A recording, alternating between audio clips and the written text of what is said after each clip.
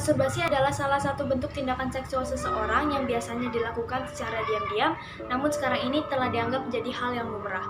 Perbuatan ini cenderung dilakukan oleh orang-orang non-Kristen maupun orang-orang yang percaya. Oleh sebab itu terdapat pro dan kontra di kalangan teolog dan psikolog terkait permasalahan ini. Ada yang menganggapnya sebagai hal yang lumrah, namun ada juga yang menganggapnya sebagai perbuatan dosa. Seperti Gereja Katolik Roma yang menolak masturbasi sebagai aktivitas seksual yang sah karena Tuhan hanya mengendaki perbuatan seksual dalam ikatan perkawinan. Pendapat ini kemudian dianggap berlebihan karena Alkitab tidak melarangnya secara eksplisit. Bahkan masturbasi dianggap sebagai tindakan lumrah dengan alasan hakikatnya manusia secara biologis dipersiapkan untuk masturbasi. Namun tentu saja ada batasan karena segala sesuatu yang berlebihan dianggap menjadi hal yang negatif. Topik ini telah menjadi bahan perdebatan sampai saat ini. Meski Alkitab tidak menjelaskan secara rinci, tetapi kita harus tetap menjadikan Alkitab sebagai tolak ukur dan standar utama dalam kehidupan kita. Manusia diciptakan Tuhan sebagai makhluk seksual juga makhluk spiritual, yang mana setiap perbuatannya harus berdasarkan kehendak Tuhan. Maka dari itu kita akan membahas apakah masturbasi sesuai dengan kehendak Tuhan atau tidak. Nah, kita sebagai orang Kristen harus hidup dengan dasar kekristenan kita sesuai dengan kehendak Allah. Nah, di sini juga kita harus menelaah apakah masturbasi itu sesuai dengan kehendak Tuhan ataupun tidak. Kami berpendapat bahwa masturbasi itu adalah dosa. Mengapa? Karena masturbasi bukanlah suatu aktivitas yang dapat memuliakan Tuhan, memuliakan nama Allah. Sedangkan Tuhan memberikan tubuh kita untuk memuliakan nama Allah. Tuhan memberikan alat kelamin agar kita dapat mempunyai keturunan, bukan untuk memuaskan hawa nafsu.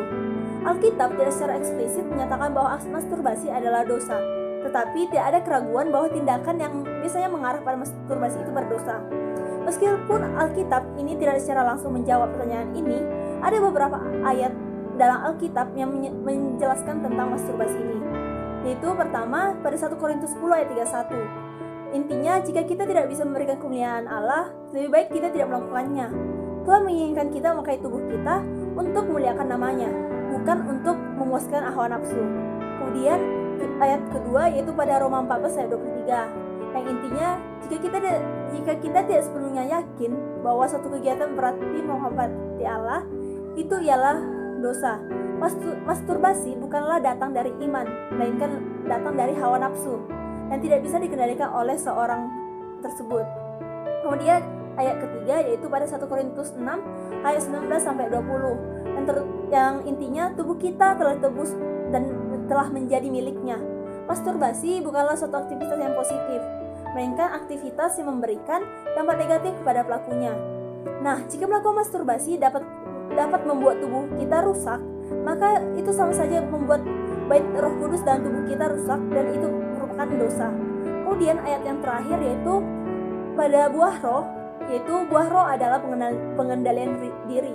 Sedangkan masturbasi hampir selalu merupakan tanda kurangnya pengontrolan diri terhadap hawa nafsu. Nah, jadi berdasarkan prinsip-prinsip ini, saya dengan yakin menyatakan bahwa Alkitab menolak atau mengatakan bahwa masturbasi ini merupakan aktivitas yang dapat menyebabkan dosa. Masturbasi memang sering dianggap sebagai seksolo. Padahal Allah menciptakan lembaga perkawinan agar manusia dapat menyalurkan nafsu seksnya sebagai rekreasi dan prokreasi sesuai kehendak Allah. Dalam menanggapi hal ini, Johnson berpendapat bahwa seharusnya dibedakan antara sexual relationship dan sexual drive.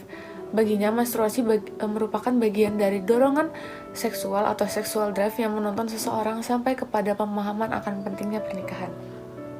Sedangkan pendapat ini ditentang oleh Gereja Katolik Roma yang dikenal sangat ketat dalam menentang masturbasi.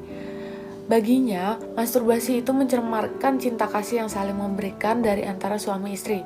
Hubungan seks yang baik dan sakral sepanjang keduanya terikat dalam perkawinan, sebab hanya dalam perkawinan kita dapat memperoleh berkat Tuhan atas tindakan cinta kasih secara seksual.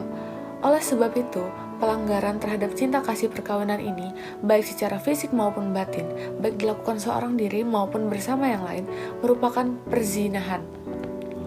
Dengan demikian, menstruasi dapat dianggap sebagai salah satu bentuk aktivitas seksual yang menyalahi aturan. Menandakan ketidakmampuan mengendalikan diri.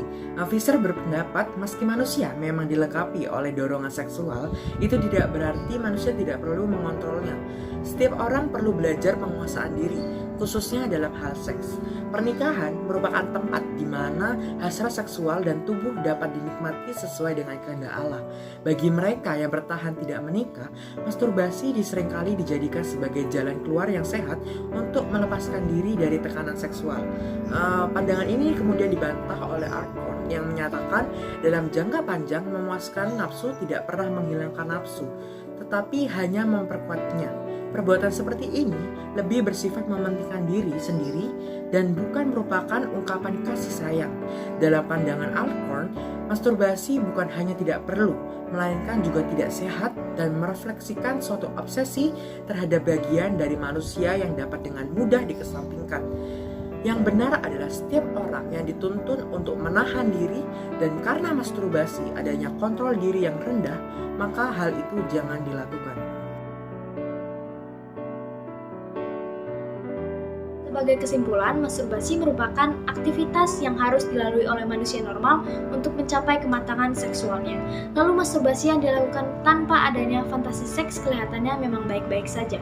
Selain itu, kita juga harus menyadari bahwa tujuan Allah menciptakan seks sebagai bagian dari diri manusia adalah untuk berkomunikasi, yang artinya tidak dilakukan sendiri. Namun bukan berarti kita dapat bertindak senonoh terhadap orang yang melakukan hal tersebut.